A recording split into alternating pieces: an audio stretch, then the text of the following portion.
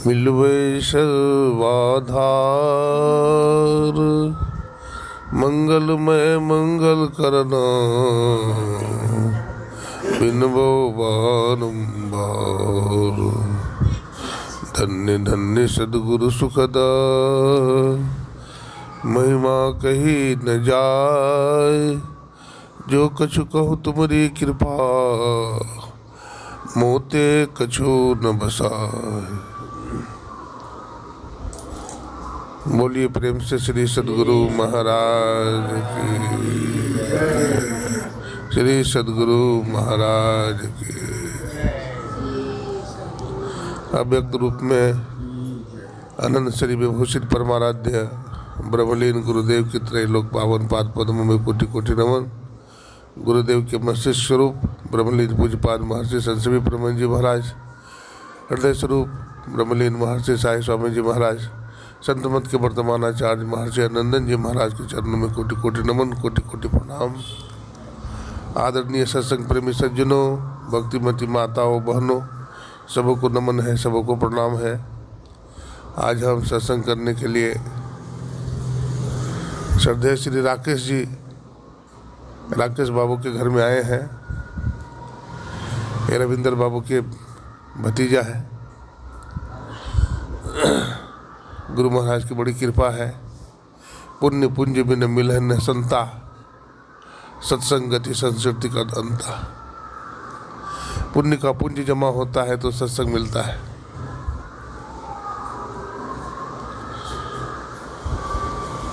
और पाप का पुण्य जमा होता है तो दुख मिलता है।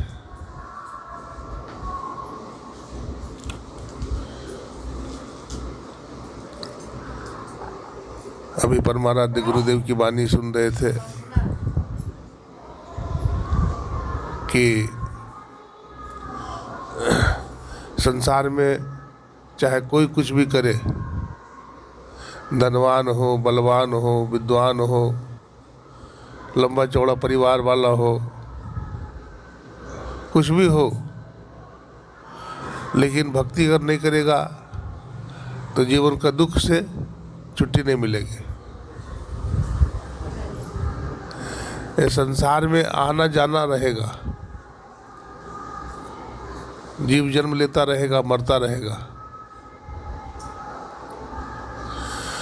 तो जन्मना और मरना समाप्त हो जाए, इसलिए संतों ने कहा ईश्वर की भक्ति कीजिए। तन्मद मनमद जाति मद, विद्या मद उन्मद, इतने मद को रद्द करे तब पावे अनाद। तन का मद होता है, मन का मद होता है, विद्या का मद होता है, जाति का मद होता है। इन सारे मदों को, अहंकारों को जब नष्ट कर दिया जाता है तब अनहद मिलता है, सार शब्द मिलता है।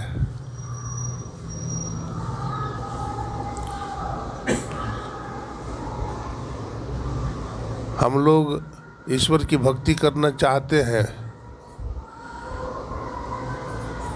लेकिन हमारा मन, हमारा इंद्रियां हमें भक्ति की तरफ नहीं जाने देता है,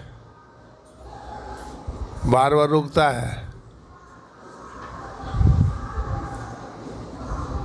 दो ठग मारग माही मिलेंगे, एक कनक एक नारी, मनवा राम के व्यापारी। तो विषय में मन भ्रमित हो जाता है। तो ये विषय वासना का नाश कैसे होगा? भगवान श्री कृष्ण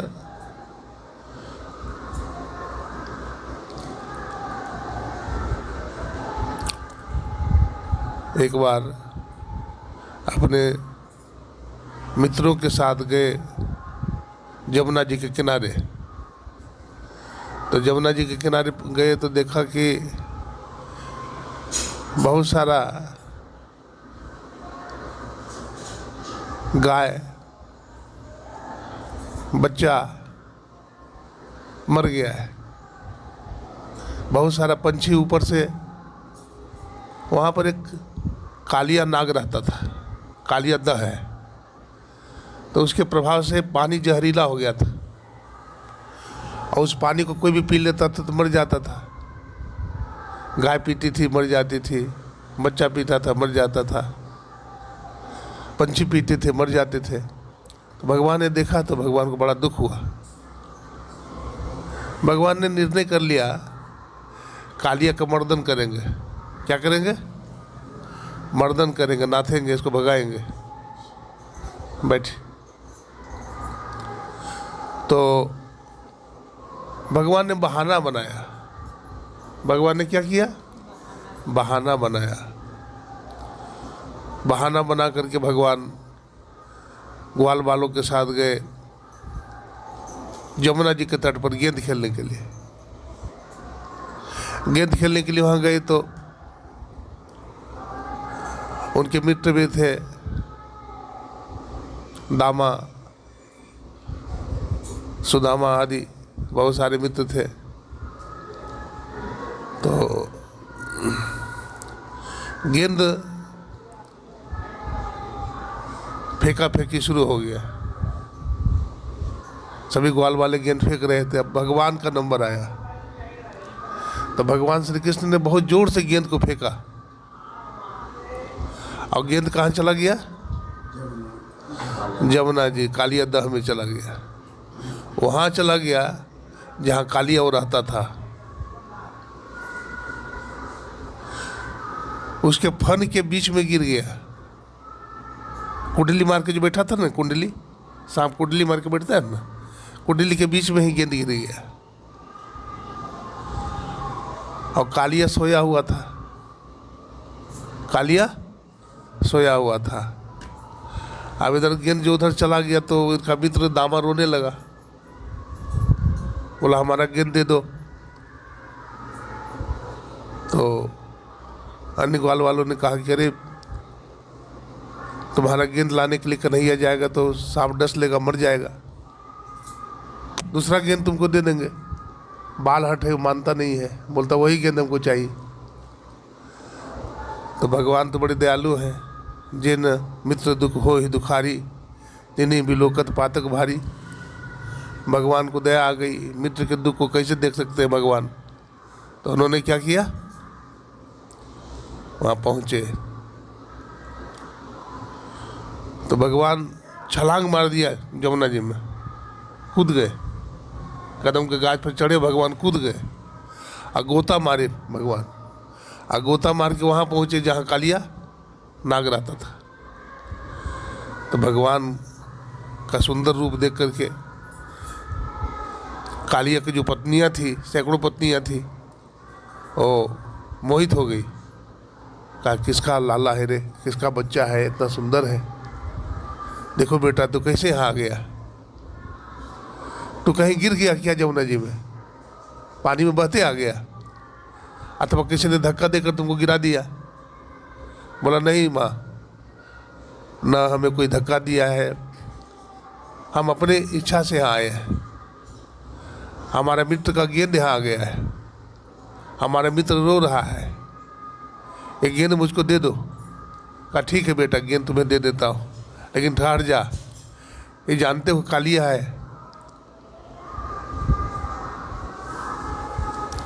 ये मनुष्य का जानी दुश्मन है, ये अगर जग जाएगा, आवाज़ सुन लेगा तो तुमको जिंदा नहीं छोड़ेगा, इधर तू बैठ जा। तो भगवान कहते हैं हमारा मित्र रो रहा है। क्या? हमारा मित्र रो रहा है, जल्दी से दे दो। और जल्दी से दे नहीं रही है। अब कालिया जगेगा तब ना, और कालिया सोया हुआ है। अब आइए,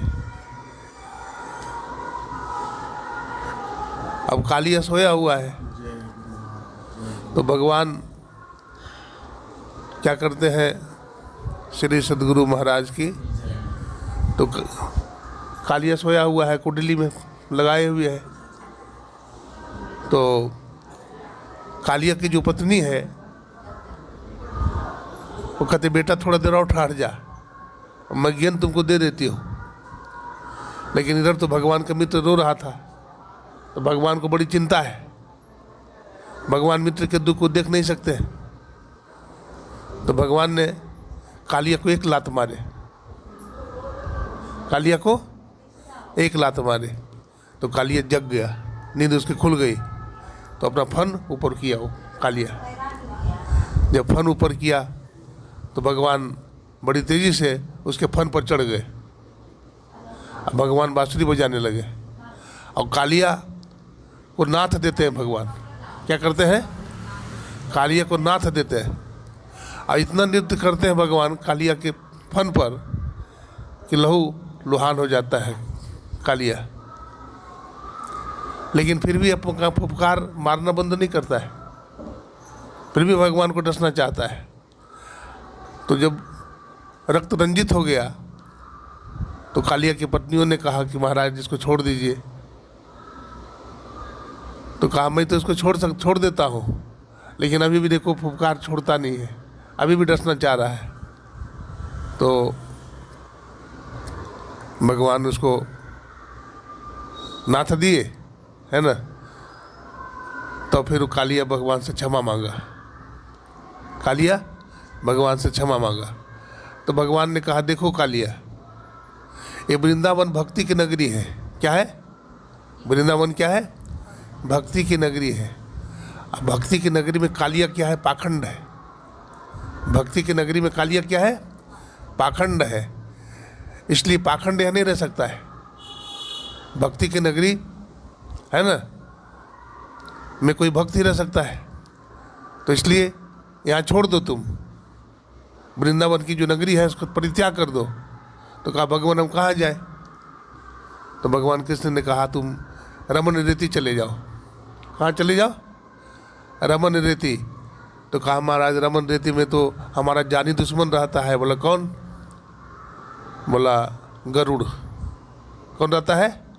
गरुड़ रहता है, वो तो हमारा जानी दुश्मन है, हमको तो मार डालेगा, खा जाएगा। तो भगवान ने कहा अब तुमको नहीं मारेगा। बोला कैसे? बोला तुम्हारे फन पर मैं नृत्य किया हूँ और हमारा चरण का चिन्ह तुम्हारे फन पर है, इसलिए अब गरुड़ तुमसे दोस्ती कर लेगा। ये मेरा आशीर्वाद है, तुम चले जाओ। भगवान की बात मान करके वो रमन रेती चला गया। भक्ति तात अनुपम सुख मूला, मिले जो संत हो ही अनुकूला। भक्ति स्वतंत्र सकल सुख खानी, अबिनु सत्संग न पावे प्राणी। भक्ति स्वतंत्र कर देगी हमें।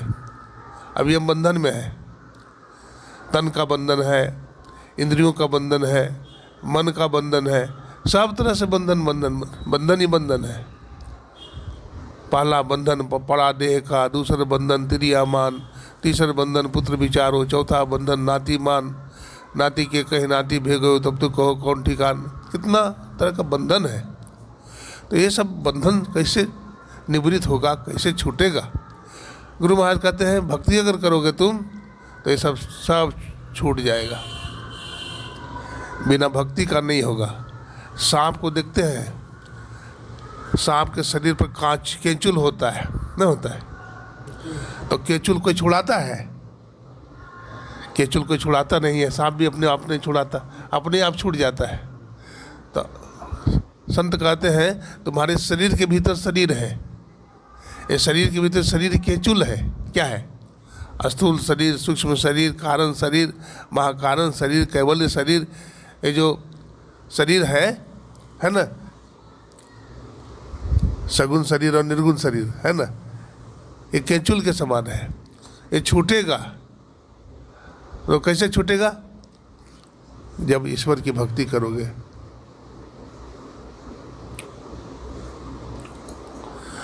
बिना ईश्वर भक्ति के छूटने वाला नहीं है। सबसे पहले जब हम ईश्वर की भक्ति करते हैं तो पहले क्या करते हैं? अपने मन को एकाग्र करते हैं, नाम जपते हैं। नाम जपते हैं। नाम जपने से क्या होता है? ये संसार नाम रूपात्मक है। ये संसार में दो चीज़ है, नाम और रूप ना। एक नाम को पकड़ते हैं तो दुनिया का सब नाम छूट जाता है। फिर एक रूप को पकड़ते हैं तो दुनिया का सब रूप छूट जाता है। अब कितना सिमटा हो गया। ऐसे समझिए जैसे अंगना में गेहूँ आप पसारे, ठीक है? अंगना में गेहूँ पसार देते हैं, चारों तरफ फैल गया, और उसी गेहूँ को फिर समेटते हैं तो ऊपर उठ जाता है ना। ठीक उसी तरह से हमारी इंद्रियों में चेतन की धार बिखरी हुई है। हमारी इंद्रियों में चेतन की धार क्या है? बिखरी हुई है।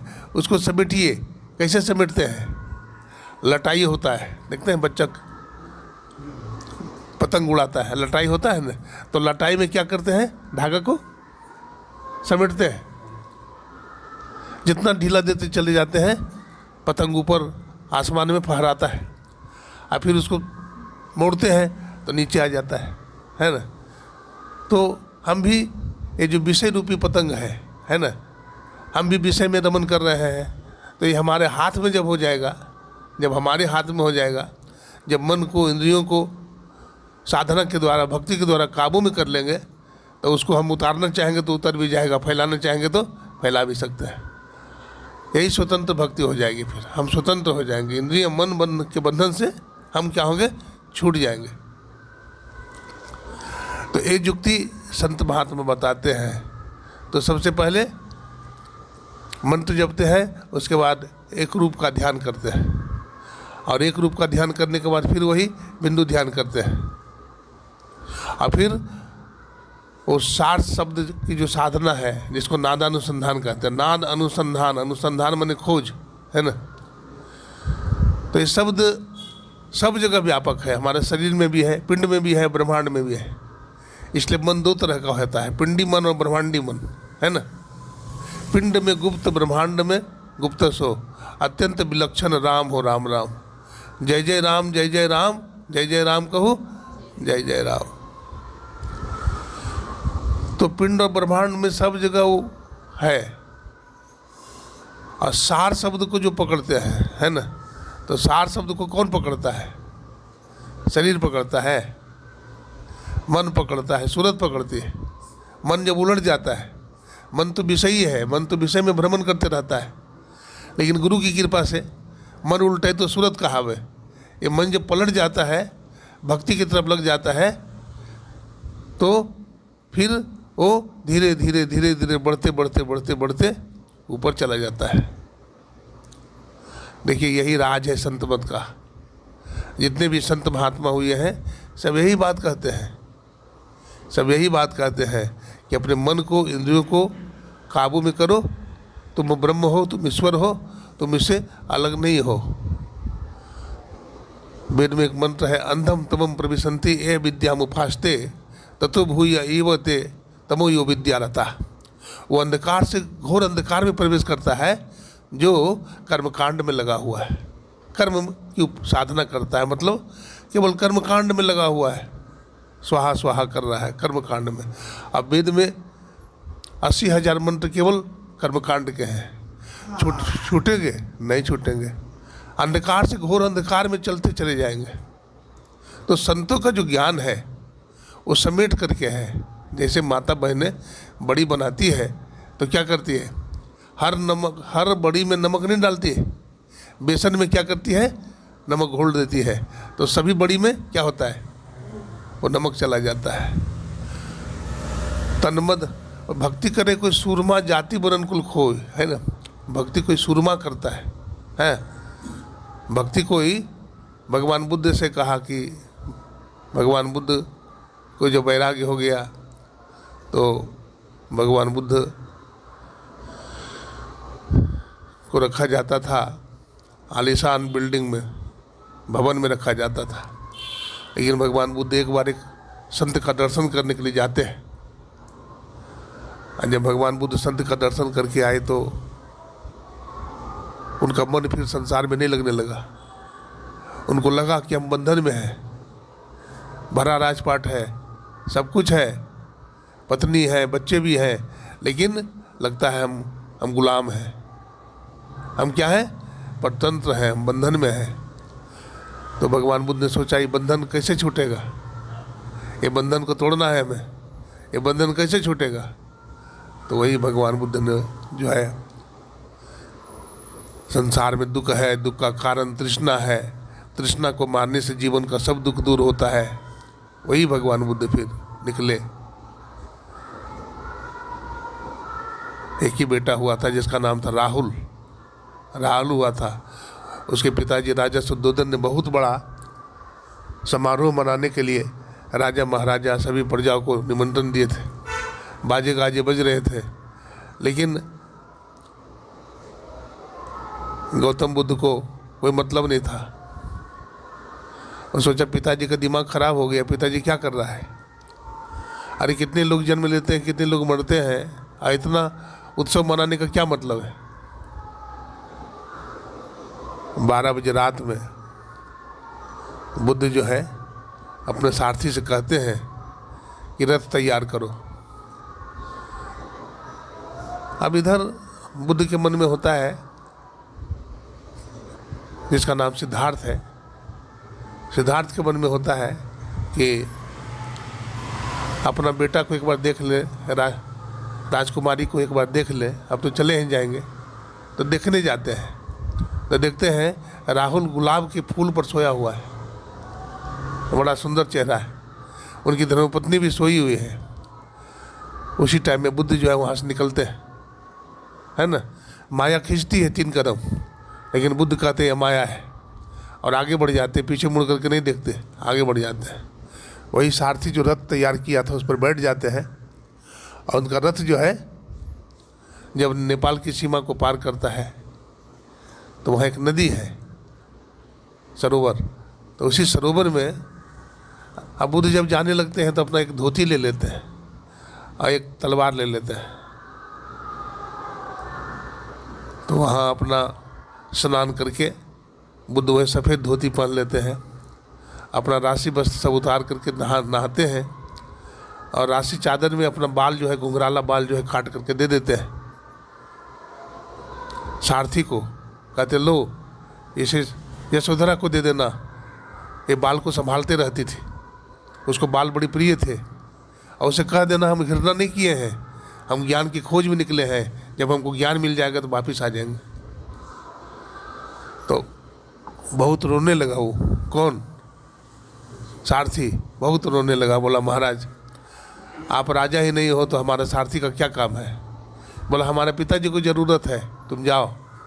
बोला नहीं हम आपके साथ ही जाएंगे। बोला नहीं तुम हमारे साथ नहीं जा सकते हो, तुम हमारे साथ आए थे। बोला नहीं, जब तुम हमारे साथ आए नहीं हो तो हमारे साथ कैसे जाओगे। इंसान अकेला जन्म लेता है, अकेला जाता है, इसलिए तुम हमारे साथ नहीं जा सकते हो, तुम जाओ। तो वही फिर वो कहता है महाराज आपने इतना बड़ा राजपाट का परित्याग कर दिया।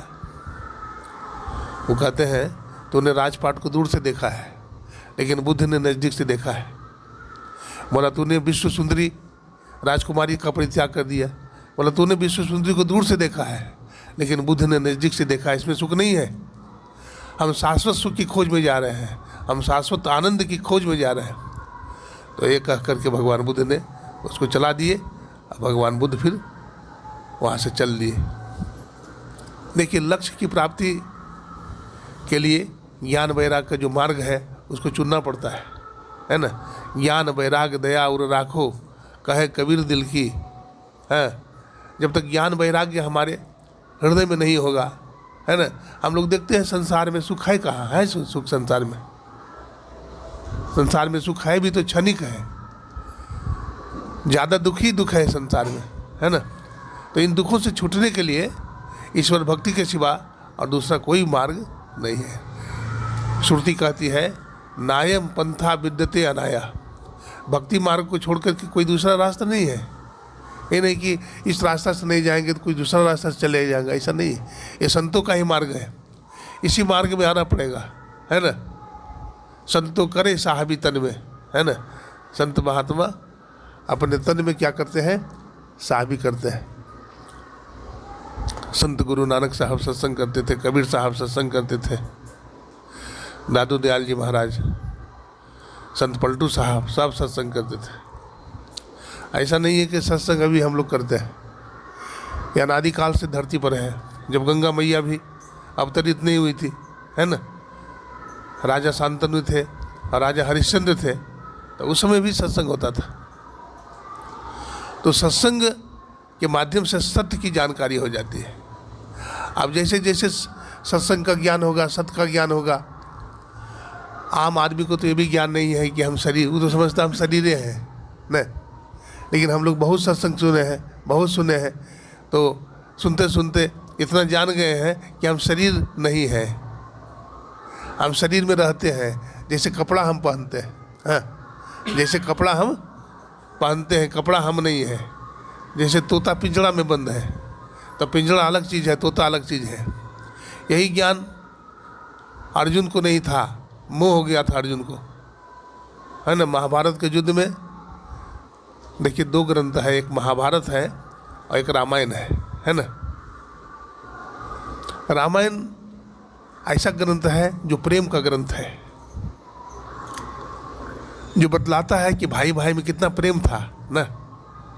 भगवान राम में, लक्ष्मण में, भरत में, शत्रुघ्न में कितना प्रेम था। पिताजी को कितना प्रेम था राम जी से, कि भाई जब भगवान राम चले गए तो भगवान राम के वियोग में राजा दशरथ अपना शरीर छोड़ दिए ना। लेकिन महाभारत देखिए, महाभारत में इतना राग द्वेष है, इतना लड़ाई का ग्रंथ है कि राज्य के लिए एक भाई दूसरे का खून का प्यासा है, हाँ, कि भगवान भी सारथी बने हैं, हाँ, जो सत्य के पक्ष में है, धर्मराज युधिष्ठिर उसके सारथी बने हैं भगवान। तो भगवान भी असत्य का साथ नहीं देते, भगवान भी सत्य का साथ देते हैं। तो भगवान से कहता है अर्जुन, सेनायोर भयोर मध्य रथम स्थाप्य में च्युत, हे च्युत, हे गोविंद, दोनों सेनाओं के बीच में हमारा रथ ले चलो, ताकि हम देखें किन वीरों के साथ युद्ध करना है, किन वीरों के साथ युद्ध करना है। तो वही जब ले जाते हैं रथ, वहाँ जब वहाँ रथ ले जाते हैं तो अर्जुन को मोह हो जाता है। दादा भीष्म खड़े हैं धनुष बाण लेकर के। बोला, जिस दादा के गोद में हम खेले हैं, जिन्होंने हमको इतना प्यार किया है, क्या उसको बाण से मारे? ये हमारे गुरु द्रोणाचार्य है, इस पर बाण उठावे? नहीं नहीं नहीं, ये हमारा भाई है, क्या इसको हम मारे? नहीं नहीं नहीं नहीं नहीं, भिक्षा मांग करके जीवन बिता लेंगे, लेकिन ऐसा हिंसा हम नहीं करेंगे। तो अर्जुन को मोह हो गया, तो ही भगवान कृष्ण ज्ञान देते हैं, है ना। इसको सांख्य योग कहा, 2 अध्याय में को सांख्य योग कहते हैं। उसमें भगवान ज्ञान देते हैं, नैनम छिंदन्ति शस्त्राणि, नैनम दहति पावकः, न चैनम क्लेदयन्ति आपो, न शोष्यति मारुतः। देखो अर्जुन, आत्मा को शस्त्र नहीं काट सकते हैं, आत्मा को जल नहीं गीला कर सकता, आत्मा को वायु नहीं सुखा सकती। आत्मा कैसा है? तो कहते हैं अजर अमर है। भाषांश जीर्णानि यथा विहाया, नवानि गृह्णाति नरो परानि, तथा शरीरानि विहाय जीर्णा नन्यानि संजाति नवानि देह। जैसे आदमी कपड़ा पहन लेता है और कपड़ा पुराना हो जाता है तो आदमी फट जाता है कपड़ा, तो रोता है, हमारा कुर्ता फट गया है, हमारी धोती फट गई, रोता है। क्यों नहीं रोता है? उसको ज्ञान है कि कपड़ा फटता है, जब कपड़ा पुराना हो जाता है तो कपड़ा फट जाता है। ठीक उसी तरह से शरीर भी पुराना हो जाता है तो ये मर जाता है। भगवान बुद्ध के एक शिष्य थे मंजूश्री, है ना। सत्संग करते करते उनको ज्ञान हो गया था, तटस्थ हो गए थे मंजूश्री। बतलाते हैं भगवान बुद्ध एक दिन अपना पार्थिव शरीर का परित्याग कर दिए, तो मंजूश्री तनिक रोए भी नहीं, जैसे बैठे तो वैसे बैठे रहे। तो अन्य भिक्षुओं ने कहा, अरे ये कैसा भिक्षु है, कैसा शिष्य है भगवान का, ये रोता भी नहीं है और ना भगवान के पास गया देखने के लिए, देखने तक नहीं गया। लेकिन उनको ज्ञान हो गया था, उनको आत्मा का ज्ञान हो गया था कि शरीर तो क्षणभंगुर है, शरीर तो नष्ट होगा, आज नष्ट हो चाहे कल नष्ट होगा, ये तो नष्ट होना ही है। उनको पूरा ज्ञान हो गया था, इसलिए तटस्थ बने हुए थे। तो यही तटस्थता है ना। जो सत्संगी हैं, जो ध्यान भजन करते हैं, उनको ज्ञान हो जाता है। कई सत्संगी तो ऐसे हैं जिनका जवान बेटा मर गया तो उन्होंने उफ भी नहीं किया, है ना। अभी देखिए ना, अपने यहाँ कथा है, ऐसे कथा है कि अपने बेटा पर आरा चला दिया था, मौर ध्वज, है ना। राजा मौर ध्वज थे, है ना। अपना भगवान परीक्षा लेने के लिए गए थे, तो बोला हम मांस खाएंगे। तो कहा किसका मांस? बोला तुम्हारे बेटा का। तो बोला ऐसे नहीं, तो आरा से चीरो, है ना। तो दोनों पति पत्नी आरा से चीरा है और एक बूंद आंसू नहीं गिरना चाहिए। और भगवान मांस बन करके तैयार हो गया तो परोसा, तो भगवान कहते हैं मोरध्वज से अपना बेटा को बुलाओ। बोला भगवान वो तो नहीं आ सकता है। बोला पुकारो तुम, तो पुकारा तो मोरध्वज दौड़ते दौड़ते आ गया, है ना। तो कितना कठिन परीक्षा लेते हैं भगवान, और परीक्षा में मोरध्वज पास कर गया, है ना। हमारे जीवन में भी परीक्षा होती रहती है, सुख आ जाता है, कभी दुख आ जाता है, बहुत तरह की बाधाएं आती है। गुरु परीक्षा लेते हैं तो उसमें अपने आप को मजबूती से पेश आना चाहिए, थोड़ी थोड़ी बात में घबराना नहीं चाहिए, और संसार की बहुत ज़्यादा चिंता भी नहीं करनी चाहिए, है ना। भगवान ने शरीर दिया है तो रोटी भी देगा, कपड़ा भी देगा, रहने के लिए जगह भी देगा, है ना। क्योंकि भगवान जब जन्म दिए हैं तो व्यवस्था पहले कर लेते हैं। भगवान जन्म दिए हैं तो जन्म देने के पहले व्यवस्था सब कर लेते हैं, इसलिए ज़्यादा घबराने की ज़रूरत नहीं होती है, ज़्यादा ईश्वर की भक्ति करने की ज़रूरत होती है। जो अपने परमार्थ को सदा बनाता है उसको संसार नहीं बनाना पड़ता है। क्या? जो अपने परमार्थ को बनाता है उसको संसार बनाने की ज़्यादा ज़रूरत नहीं है, लेकिन जो हमेशा संसार में ही रहता है, संसार को ही बनाने में लगता है, उसका परमार्थ बिगड़ जाता है ना। इसलिए हमारे गुरु महाराज कहते हैं आप पढ़िए सत्संग सुधा सागर, तो गुरु महाराज हर जगह की बात बोलते हैं, ध्यान करो, ध्यान करो, सत्संग करो, सत्संग करो। इसका मतलब ध्यान और सत्संग से बढ़कर चीज़ दुनिया में कुछ है ही नहीं। गुरु महाराज कहते हैं जो ध्यान करता है, सत्संग करता है और सदाचार का पालन करता है, उससे बड़ा आदमी दुनिया में कोई नहीं है, वो दुनिया का सबसे बड़ा आदमी। तो एक गुरु महाराज का जो ज्ञान है ना, इसको हृदयंगम करना चाहिए, इसमें लगाना चाहिए। भजन है उसमें बैठने की ज़रूरत है, ये कहने सुनने की बात नहीं है। बैठो, शाम का समय हो गया तो बैठ जाना चाहिए, आदत लगाना चाहिए, आदत लगते लगते लग जाएगा और मन डूबेगा भी, है ना। मन डूबेगा और मन ऐसा डूब जाएगा, फिर उसको रस मिल जाएगा तो फिर वहाँ से हटेगा नहीं। मधुमक्खी देखते हैं, मधुमक्खी फूल पर जाता है, अब फूल का रस लेता है, ठीक उसी तरह से रस हमें मिल जाएगा अंदर। ए सुख मीठो ओ सुख फीको, ए सुख फीको ओ सुख मीठो। हम लोग विषय सुख को ही ज़्यादा पसंद करते हैं, लेकिन जिसको अंदर का सुख मिल जाता है, भगवत भजन का सुख मिल जाता है, उसको बाहर का सुख क्या होता है, फीका पड़ जाता है ना। उसको वो विरक्त हो जाता है संसार से। बहुत सारे सत्संग ऐसे हैं, देखते हैं जिनको घर में मन नहीं लगता है, उस सत्संग में भागे फिरते हैं। उनको काम नहीं है, उनको भी काम है, लेकिन वो समझते हैं ये ऐसी है। सब क्या समझते हैं? हरिओम तत्सत और सब गपशप। एक परमात्मा का नाम सत्य है और सब गपशप है, ये सब ऐसी है ना। कुछ लेना न देना मगन रहना, कुछ लेना न देना। संसार स्वार्थी है, संसार में केवल स्वार्थ भरा हुआ, और क्या है। गोस्वामी जी कहते हैं सुर नर मुनि की यह सब रीति, अस्वार्थ लागी करे सब प्रीति। देखिए भक्ति पढ़िए आप, भागवत महापुराण रामायण पढ़िए, कितनी भक्ति की बात है। भगवान श्री कृष्ण का जन्म कहाँ हुआ? मथुरा में। और कहाँ भगवान गोकुल गए, ले गए, है ना, डर से, राक्षसों के डर से, कंस के डर से, कहाँ कहाँ उनको पहुँचाया गया भगवान को। अब भगवान ब्रज में कितना लीला किए, फिर भगवान ब्रज को भी छोड़ दिए। बड़े ज्ञानी थे भगवान श्री कृष्ण के। मंत्री कौन थे? उद्धव, बृहस्पति के शिष्य थे, बड़े ज्ञानी थे। और मतलब कि जब उनको अहंकार हो गया, किनको? वो कहा कि ये तो पागल है कन्हैया, ये गोपियों के पीछे दौड़ते रहता है ना। तो भगवान तो अंतर्यामी थे, भगवान ने भेजा उद्धव को कि उद्धव जाओ, ब्रज जाओ। हम झूठ बोल के आए गोपियों से कि हम 2 दिन में चले आएंगे, लेकिन अभी तक नहीं गए। तो भगवान नहीं गए, क्यों? भगवान इसलिए नहीं गए कि भगवान अगर चले जाते तो सब ग्वाल बालक गोपी को मार देता कंस, इसलिए भगवान नहीं गए, है ना। भगवान छिप करके रहे। जाते तो बहुत बड़ी सेना थी उसका, कंस का, और जरासंध भी उसका ससुर था, बड़ा बलवान था जरासंध, बहुत बड़ी सेना थी उसकी, भगवान उससे नहीं टिक सकते थे, इसलिए भगवान वहाँ नहीं गए। वैसे भगवान तो समर्थ थे, भगवान अगर चाहते तो भगवान तो एक पल में काम तमाम कर सकते थे, लेकिन भगवान भी तो धर्म और मर्यादा को लेकर के चलने वाले हैं। अब देखिए वहाँ भक्ति, गोपियों की भक्ति देखिए, कैसी भक्ति है गोपियों की भी। जब भगवान वहाँ चले जाते हैं तो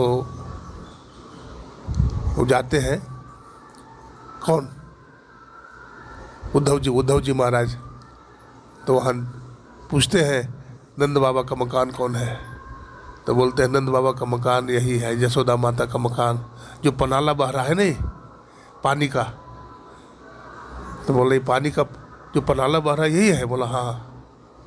बोले पनाला किस चीज़ का है, बोला जब से भगवान चले गए तो उनके विरह में माता यशोदा इतना रोई है, उसका आंसू। जब वहाँ जाते हैं माता यशोदा नंद बाबा के घर पर, तो देखते हैं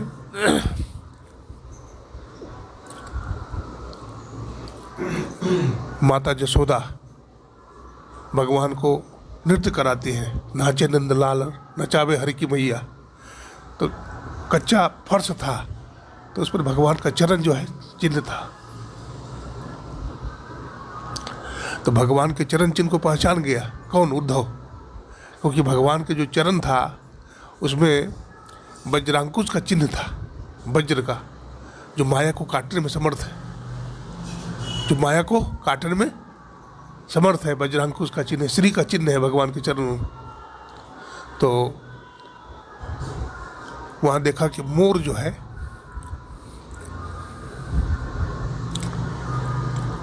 नाचना बंद कर दिया है और हिरन चौकड़ी भरना बंद कर दिया है, एकदम उदास बैठा है।